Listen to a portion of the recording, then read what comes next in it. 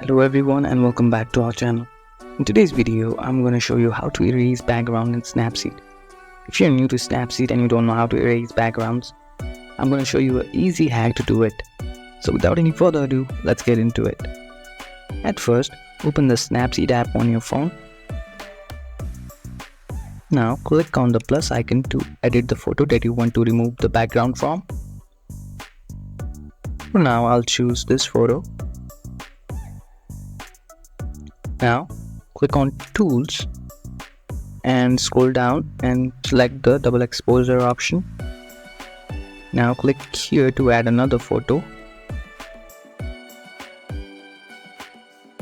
Now click on opacity, increase its opacity.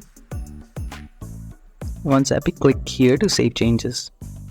Now as you can see, the whole image is erased. So to avoid that, click here and click on View Edits. Click on Double Exposure and click here to edit. Now brush over the part that you don't want in the photo and make sure that the value of double exposure is 100. And once you're happy with your selection, click here to save changes. And as you can see, our background has been removed. And just like that, you can remove background in Snapseed. If you found this video helpful, don't forget to give this video a thumbs up and subscribe to our channel for more tutorials like this.